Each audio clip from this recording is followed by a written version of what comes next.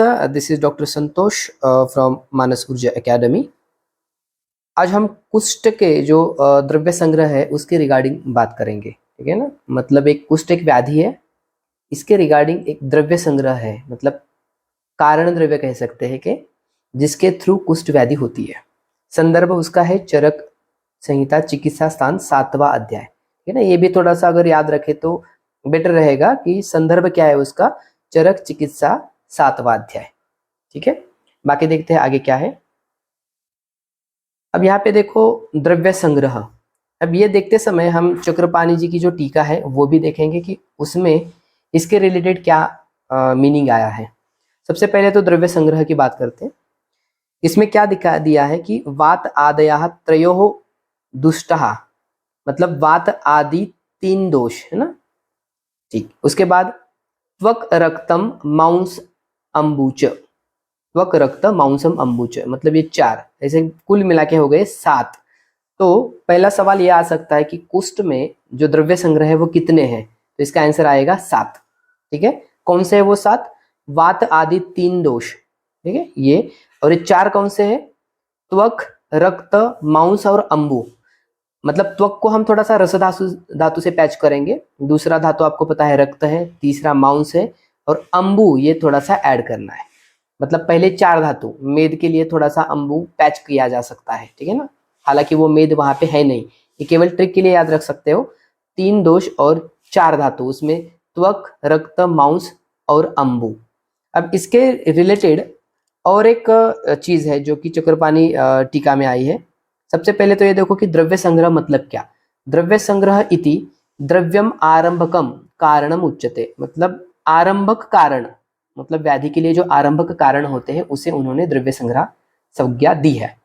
तो ये जो कारण है वो कितने प्रकार के, या आरंभक कारण कौन से है, तो इसका सवाल आंसर आएगा 7। उसमें है वात आदि 3 दोष, त्वक, रक्त, मांस और अंबु, ठीक है। दूषयंती स कुष्ठानाम सप्तको, देखो ये संख्या है, और ये हमेशा याद रखो कि जो संख्या श्लोक में दी गई हो उसी पे सवाल बन सकते हैं। आप गिनकर अगर सवाल या संख्या लिख रहे हो तो उस पे सवाल आने के चांसेस 0 है। अगर आते भी है तो वहां पे थोड़ा सा एम्बिग्यूटी रहेगी।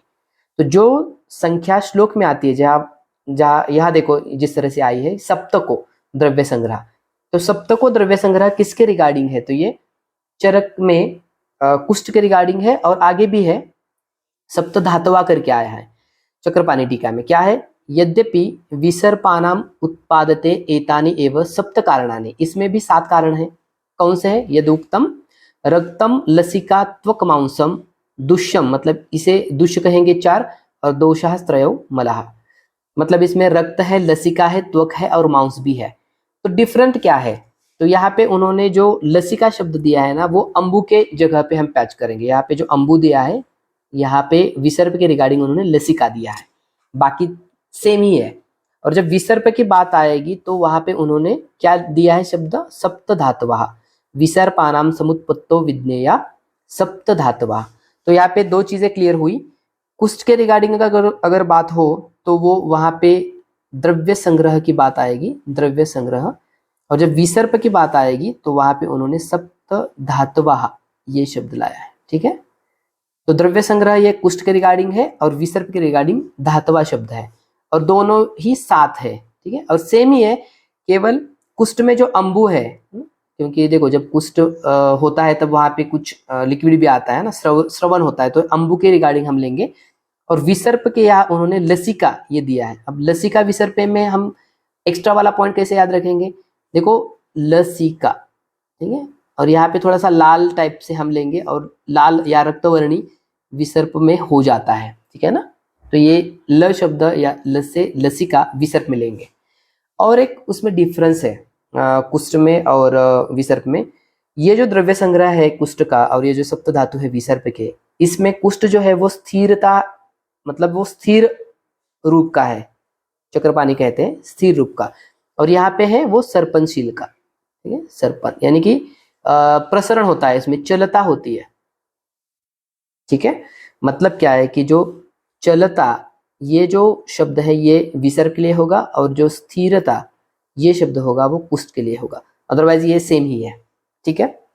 उसके बाद उन्होंने क्या दिया है कि अतः कुष्ठानि जायन्ते सप्त च एकादश एव च, यानी कि उसके प्रकार देखो 7 भी है और एकादश यानी कि सप्त 7 और एकादश यानी कि 11, ये प्रकार है, जिसको टीका में कहा गया है कि ये सप्त मतलब महाकुष्ठ होंगे और 11 ये क्षुद्र कुष्ठ होंगे।